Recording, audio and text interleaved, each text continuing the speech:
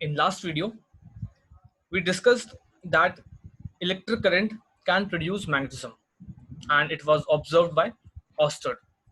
But value of that magnetic field was given by Biot-Savart law.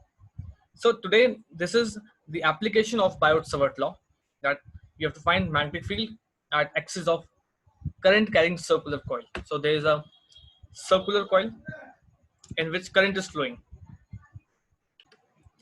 Let I be the current flowing through this circular coil, and this be the center, and its radius, let its radius is a, small a. So this is your current carrying circular coil, and you have to calculate magnetic field at its axis. So I will just make an axis at which you have to find the magnetic field. So let P be the point at which you have to find magnetic field.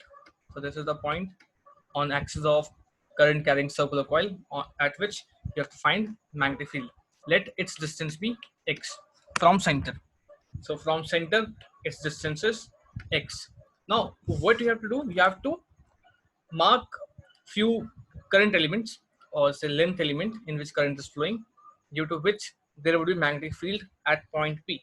See, this whole ring is contributing towards magnetic field at this point. So I'm not taking the whole length of this ring, I'm just taking two small length elements. Let their length be dl. I'm taking two small equal length elements dl. Obviously current is flowing through them, so they're also contributing for the magnetic field at point P. Now join these lines.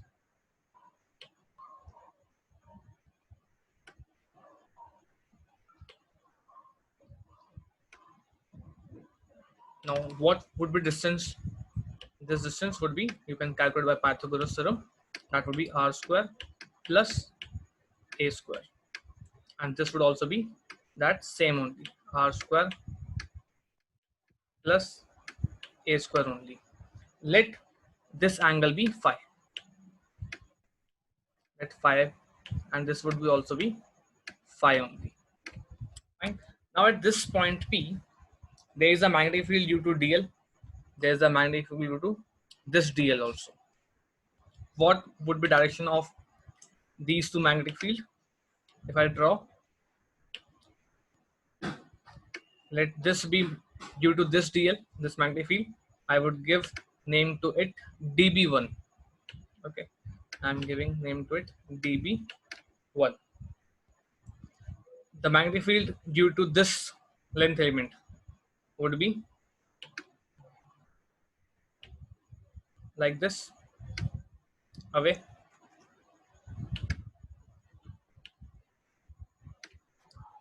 Let this magnetic field be db2. Now what would be value of this db1 and db2? Which law I would use? I would be using Biot-Savart law. Now db1 is magnetic field due to this length element, right? Formula is mu naught 4 pi idl sine theta by r square. So mu naught 4 pi I, length is dl sine theta. Now what is theta here? If you see, angle here would be 90 degree, sine 90 by r square. Now r is distance between this length element and point P. That is under root r square plus a square. So r square, this square root would be removed. This is your first equation, or I say value of db1.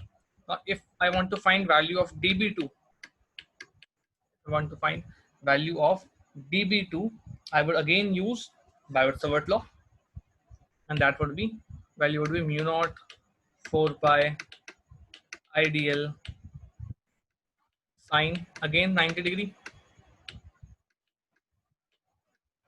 r square plus a square.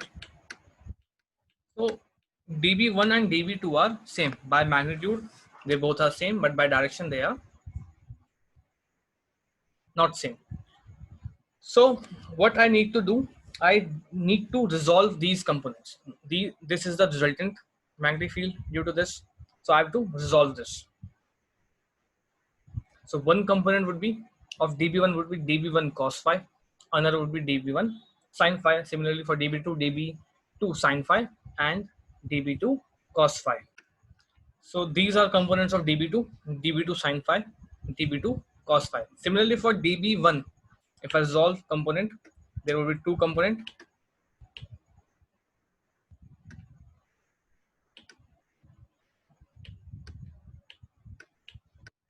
So this would be dB2, dB1 sin phi, and this would be dB1 cos phi.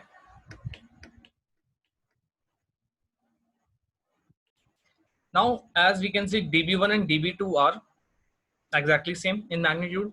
So dB1 cos phi, this is dB2, dB2 cos phi and dB1 cos phi would be same in magnitude. As you can see, they are in opposite direction and also same.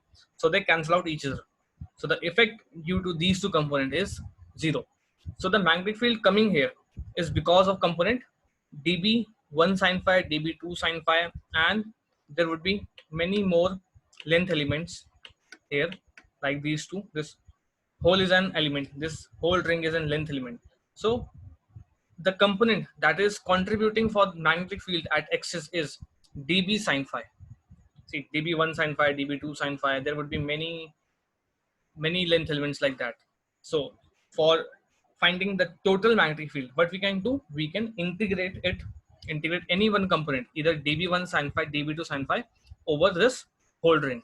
What I want to say is, if I want to find magnetic field at axis, that is net magnetic field, I have to integrate only one of the component, dB1 sin phi or dB2 sin phi over whole ring. Now the minimum length of length element can be 0. That can be the lower limit. The upper limit is, that is maximum. The maximum length of this ring can be 2 pi r, that is circumference. Here we don't have r, we have a. So the upper limit can be 2 pi a. So by integrating this component dB sin phi over whole ring, over the length of whole ring, that is from 0 to 2 pi a, I can find magnetic field of this current carrying circular coil. So I will just put the value here and solve. So B is equal to, if you put the value 0 to 2 pi a, mu naught by 4 pi ideal, sin 90 is 1, you don't need to write it again, r square plus a square into sin phi. Now you can find value of sin phi in this, from this triangle. Sin is perpendicular by hypotenuse. So this is a by under root r square plus a square.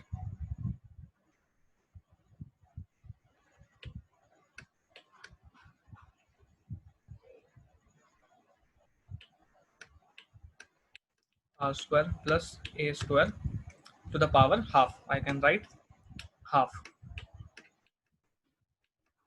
So this is value of sin phi. You can take the constant outside.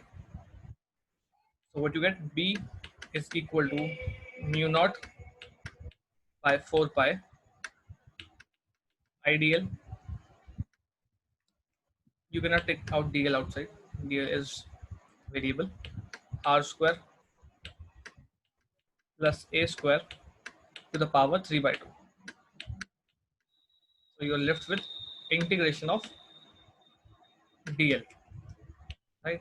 Integration of dl from 0 to 2 pi a. Now what is the integration of dl? That is L. And then you will use limits, that is upper limit minus lower limit. So if I put the value, so it would be mu naught 4 pi ideal r square plus a square 3 by 2. Integration dl becomes L and limit 0 to 2 pi. Now you can put value of upper limit minus lower limit. That would be 2 pi a minus 0. That is again 2 pi a. So the value is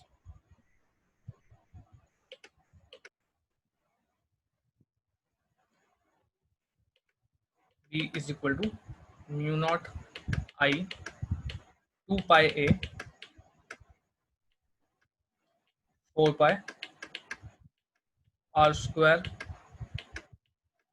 plus a square to the power 3 by 2. You can solve 2 pi.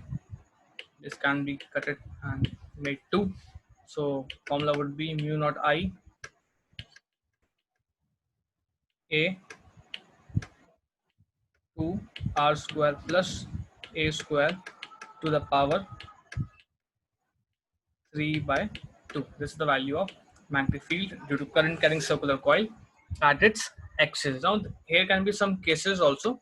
For example, if you want to find magnetic field at surface, now surface of that coil, not here, you want to find magnetic field at here. So the value of x in this case becomes a. This would be a only. Distance would be a.